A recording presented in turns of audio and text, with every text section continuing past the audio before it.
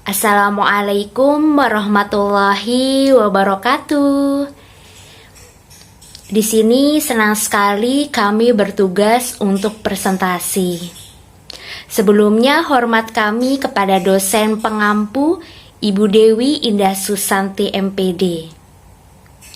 Di sini saya Yuni Ajeng Asmoro bersama rekan saya Dea Claudia Rizky, Naomi Lutfiah Isnaini, Angela Jean Felicia, dan Dinda Amanah Al-Muhammadan.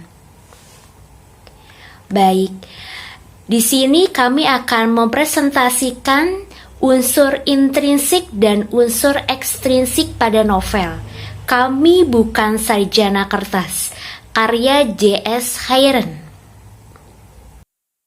Saya Angela Jana Felicia akan menjelaskan tentang tokoh dan penokohan. Di dalam novel ini terdapat 8 tokoh. Yang pertama adalah tokoh Ogi. Kedua adalah tokoh Randi Jawari atau Ranjau. Tiga ada Avandi. Keempat ada tokoh Ibu Lira. Kelima ada Sania. Keenam ada tokoh Gala. Ketujuh ada tokoh Juwisa. Terakhir ada tokoh Arko, tokoh Ogi. Tokoh Ogi ini memiliki karakter yang patuh pada orang tua, tekun belajar, pekerja keras, dan pantang menyerah. Kedua adalah tokoh Randi Jawari atau Ranjau. Tokoh ini memiliki karakter yang bertekad kuat dan gigih dalam mengerjakan sesuatu. Ketiga ada Avandi. Avandi merupakan ayah dari tokoh Ogi yang memiliki karakter sosok ayah yang berjuang untuk pendidikan anaknya. Keempat, ada tokoh Ibu Lira. Ibu Lira ini merupakan dosen konseling yang memiliki karakter tegas dan mampu memotivasi mahasiswanya. Kelima, ada Sania.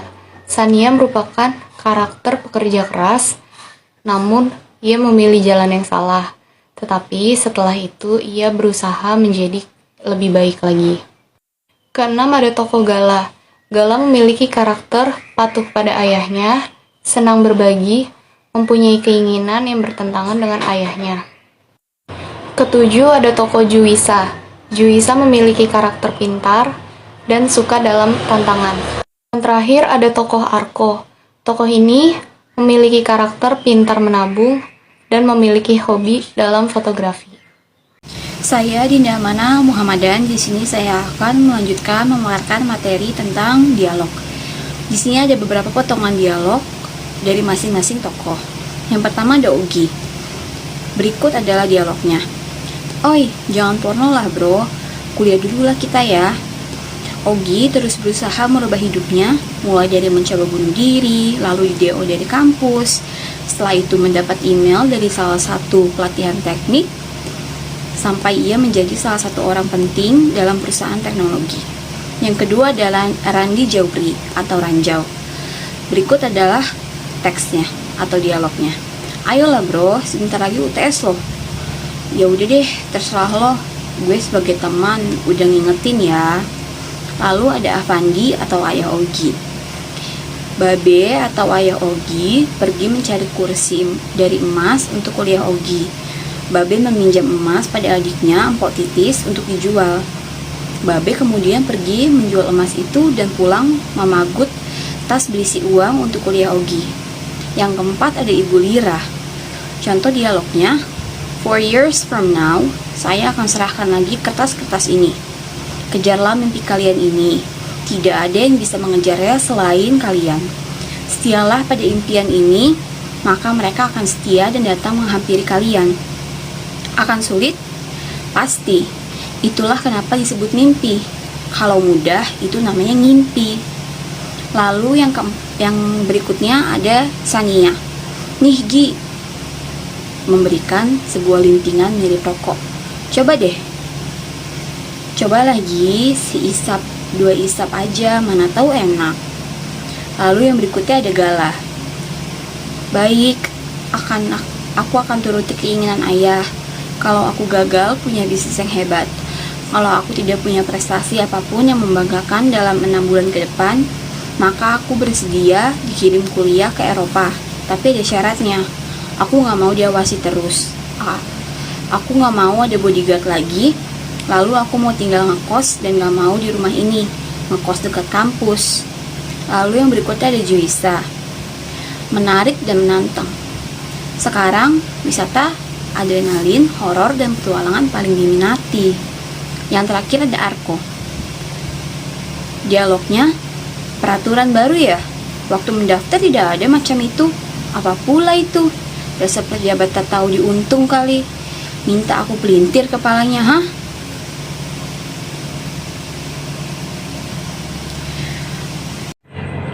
Baik, saya akan menjelaskan tentang alur. Alur pada novel Kami Bukan Sarjana Kertas, karya J.S. Khairan ini beralur maju dengan jalan cerita yang beruntun berdasarkan alur waktu. Adapun 4 tahap dalam alur cerita tersebut. Yang pertama, pengenalan. Cerita dalam novel Kami Bukan Sarjana Kertas ini diawali dengan kisah sekelompok mahasiswa yang bernama Ogi, Randi Jauhari atau Ranjau, Arko, Sania, Juwisa, Gala, dan Cat, dan seorang dosen yang bernama Bulira. Mereka bersama-sama menjadi satu kelompok dalam menjalani hal-hal yang berkaitan dengan kuliah. Yang kedua ada pertikaian. Konflik dalam cerita tersebut dimulai ketika Ogi yang sudah kecanduan game online dan obat-obatan terlarang mencoba untuk mengakhiri hidupnya karena takut di-DO dan mengecewakan ayahnya. Sejak saat itu, Arko, Ranjau, Sania bertekad untuk menjaga dan mendukung Ogi dalam menjalani hidupnya. Tetapi sayang, Ogi tetap di-DO karena kesalahannya sendiri. Konflik lain ada pada Gala dan Juwisa yang harus membuktikan kepada orang tua mereka bahwa mereka layak dalam menentukan nasib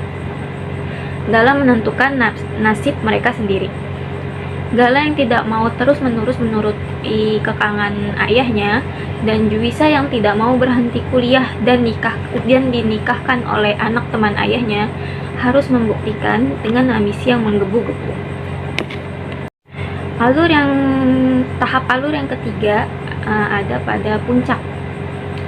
Saat semua dirasa berjalan lancar, tiba-tiba Sania dilaporkan oleh Pak Sugiono atas kasus obat-obatan terlarang dan direhabilitasi di Hotel Prodeo. Tidak hanya itu, Pak Sugiono juga melaporkan kampus UDL kepada pihak berwajib dengan tuduhan melanggar aturan menteri. Izin operasional kampus UDL akhirnya dicabut oleh kementerian. Tahap alur yang keempat ada pada penyelesaian. Ratusan mahasiswa melakukan demo di depan gedung kementerian. Mahasiswa tersebut menuntut status kampus UDL karena mereka dari kalangan sederhana yang mencoba kuliah untuk mengubah nasib keluarga. Dari hasil demo tersebut, pemerintah akhirnya memberikan dispensasi kepada kampus UDL untuk beroperasional kembali dengan syarat hanya sampai seluruh mahasiswa lama dan baru diterima lulus. Kampus UDL tidak boleh membuka pendaftaran untuk merekrut mahasiswa baru. Selanjutnya latar tempat, kampus, kelas konseling, ruko, Tanina Coffee, kampus Udin, Puncak Rinjani, Ubud, penjara, dan kampung pojok Salak Merah. Latar waktu, setelah makan malam, siang, sore, malam, hari Senin, pukul 2 tengah malam, matahari makin tinggi, dan siang dijemput malam. Latar suasana kelas jadi canggung. Di kelas terdengar suara gaduh, panik dan ketakutan. Kalang kabut nangis, histeris menangis, mengharu biru, dan deras air mata ibu dan anak itu mengalir. Selanjutnya gaya bahasa. Dalam novel Kami Bukan Sarjana Kertas, sastrawan menggunakan bahasa Indonesia tidak baku, bahasa gaul, bahasa Betawi, dan campur kode. Sastrawan menyuguhkan kata-kata yang lazim digunakan dalam kehidupan sehari-hari sehingga mudah dipahami oleh para pembaca. Gaya bahasa pada novel Kami Bukan Sarjana Kertas sebagai berikut. 1. What was that? Ranjau kesal. Ternyata dalam kopernya itu tikus Gi. Lo mikir gak sih doi dosen gila? She's a crazy nuts. Pada halaman 7. 2. Iya denger gue denger. Bacot banget sih lo kampret. Gak usah pidato deh, kurang-kurangilah. Pada halaman 37. 3. Alah, ngomong apa sih lo benjolan kodok? Tinggal di rumah ayah aja dulu ye, semua ye. Melihat wajah Ogi sekeluarga yang sudah hitam kelam dengan bentuk yang sudah tidak jelas, Pok Titis justru tak tega. Pada halaman 74. 4. Haha, kita masih ada UAS nanti 3 bulan lagi bro. Arko menjelaskan. Jadi lo mesti banget nih bro mempertahankan performa lo ini. Cie gitu performa. By the way, ayolah kita rayakan dengan ngopi-ngopi ganteng. Pada halaman 79. 5. Bokap lu meninggal. Bukan berarti impian lo juga dikuburkan kawan. Arko menepuk pundak Ogi.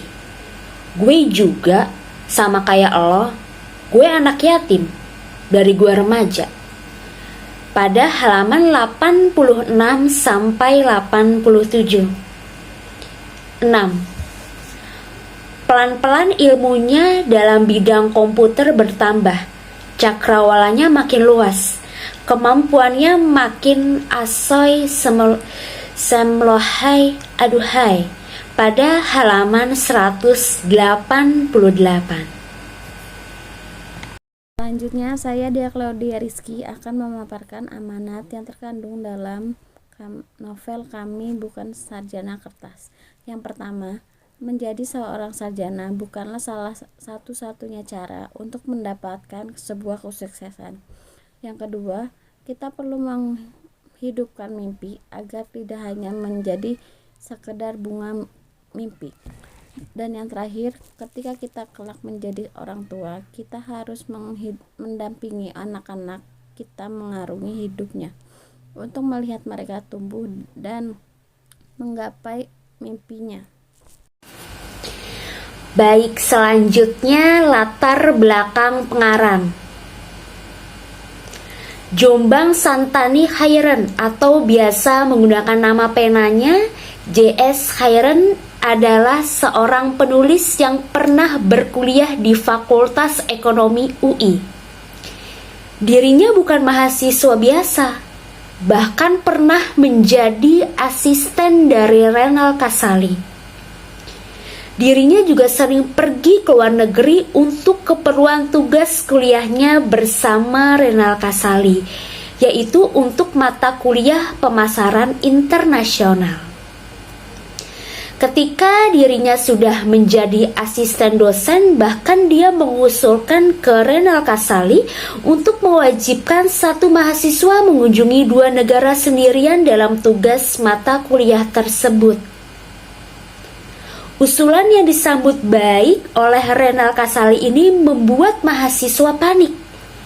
Dinamika mahasiswa dalam menghadapi tugas baru dan juga pengalaman-pengalaman mereka di berbagai negara ini akhirnya dituangkan oleh J.S. Khairan dalam sebuah cerita novel. Begitu juga cerita terkait dengan mahasiswa yang mendapatkan tantangan baru untuk menjadi pekerja sukarela di negara yang dikunjunginya tersebut juga dituangkan dalam bentuk novel. J.S. Khairan menulis berdasarkan dorongan hatinya. Seperti halnya seorang ekonom yang menulis karena memiliki kegelisahan atau situasi ekonomi dan kesejahteraan masyarakat. Pakar hukum yang melihat ketidakadilan dan gelisah, serta seorang guru yang melihat kesenjangan pendidikan sehingga merasa gelisah. Maka menulis bisa jadi adalah buah dari kegelisahan itu. Dan kegelisahan bisa berisi adalah kejujuran. Ungkapan tersebut nyata dan dirinya buktikan dalam berbagai karya yang telah dilahirkannya. Sampai saat ini J.S. Khairan sudah memiliki beberapa karya antara lain seri Perjalanan Tugas Kuliah Mahasiswa yang terdiri dari 3 judul yaitu 30 Paspor di Kelas Sang Profesor 1. Kemudian 30 Paspor di Kelas Sang Profesor 2. Serta yang terbaru berjudul 30 Paspor The Papers Journey. Kemudian ada juga novelnya yang berjudul Kami Bukan Sarjana Kertas. Sebelumnya, J.S. Khairan juga sudah menulis beberapa judul novel antara lain adalah Karno terbit tahun 2014, Bunda Lisa 2015, dan Nino Velove di tahun 2016. Selain sebagai seorang penulis, beberapa tahun belakangan J.S. Khairan juga aktif mengikuti berbagai festival film pendek. J.S. Khairan juga aktif di Rumah Perubahan. Ketika ditanya beberapa idola dan juga penulis favorit dalam hal ini, J.S. Khairan memiliki beberapa nama yang sangat mantap disebutkan, yaitu Anafis, Tereli, Ahmad Fuadi, Renal Kasali, Alexandre Dumas, George R.R. Martin, dan Veronica Roth. Tulisan-tulisan dari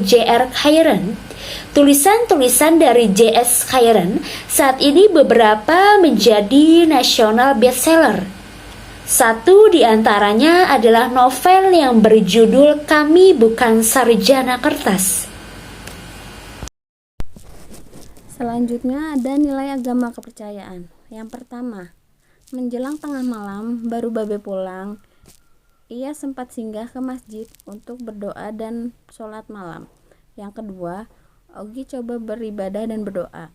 Awal mulanya hanya karena ingin diperhatikan Tuhan. Hanya karena ingin mencoba-coba, mana tahu asik, pikirnya. Tapi lama-kelamaan muncul sedikit kesadaran untuk mencari ketentraman. Yang ketiga, saat lahir, Ogi diazankan sebagaimana mestinya. Yang keempat, selepas maghrib berjamaah, Ogi duduk saja sambil termenung. Yang kelima, selepas isya, tampak segerombolan mahasiswa berjaket alma mater kuning. Yang keenam, sembari menunggu terisi, Juwisa bersih-bersih dan sholat isya, indah betul deretan doanya. Yang ketujuh, selagi kita masih bisa dilangkahkan, selagi tangan masih bisa menggapai dan menadahkan doa, selagi kita masih keras berupaya, ia tak mau menerima sesuatu cuma-cuma.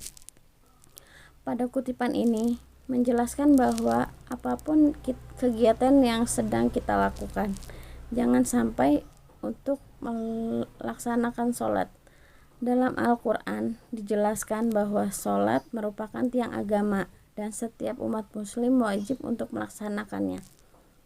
Dengan melakukan ibadah, sholat juga dapat memberikan ketentraman hati. Saya Dinda Mana, di sini saya akan melanjutkan memaparkan materi tentang situasi sosial budaya yang berada di dalam novel Kami Bukan Sarjana Kertas. Situasi sosial budaya. Situasi sosial dalam novel kami bukan sarjana kertas ada dalam kutipan berikut.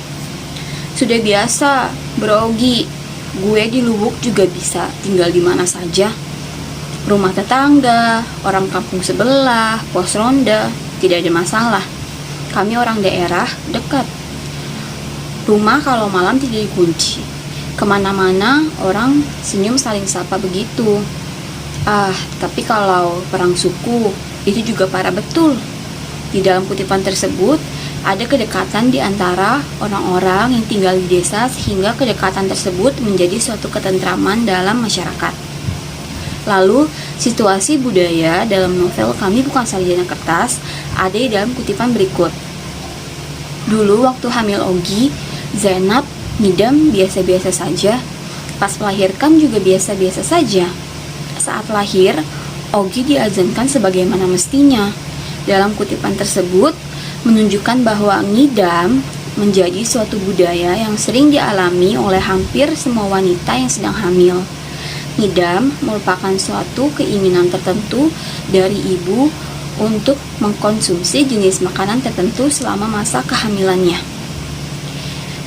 Sekian paparan materi dari saya, akan dilanjutkan oleh rekan saya yang berikutnya. Kondisi politik negara. Dalam kondisi politik negara, adanya percakapan Ogi meminta Ranjau untuk mengomentari pilkada, pilpres, dan pemilihan RT RW di media sosial karena pusing mendengarkan perkataan Ranjau yang seperti sedang berpidato. Selain itu, adanya demo yang dilakukan oleh ratusan mahasiswa UDEL demi terwujudnya keadilan dalam status pendidikannya. Permohonan mahasiswa di gedung kementerian sempat ditolak dan mengalami kericuhan beserta gas air mata. Akhirnya, kampus UDEL dapat dispensasi dari kementerian mengenai kegiatan belajar mengajar. Nah, demo yang dilakukan tersebut termasuk dalam kondisi politik negara. Terima kasih. Selanjutnya saya akan menjelaskan psikologis pengarang. Dalam novel ini menceritakan kehidupan nyata yang ada di perkuliahan dan berhasil membuat para pembacanya terbawa dalam cerita. J.S. Kyron menggunakan bahasa sehari-hari agar mudah dipahami oleh para pembaca. Perjuangan mahasiswa dengan latar belakang yang berbeda-beda dipaparkan oleh J.S. Kyron dengan cara mereka melewati masa perkuliahan dengan masalah hidup yang tidak mudah. J.S. Kyron mengangkat tokoh dari latar belakang sosial strata paling rendah sampai strata paling tinggi. Selain itu, ia juga memberi gambaran konkret bahwa tidak seluruh kaum dapat berkuliah. Buku ini seolah menjadi evaluasi bagi semua pihak, bahwa pendidikan adalah pertolongan bersama, tidak hanya dibebankan kepada satu pihak. Demikian presentasi kami pada hari ini. Terima kasih. Wassalamualaikum warahmatullahi wabarakatuh.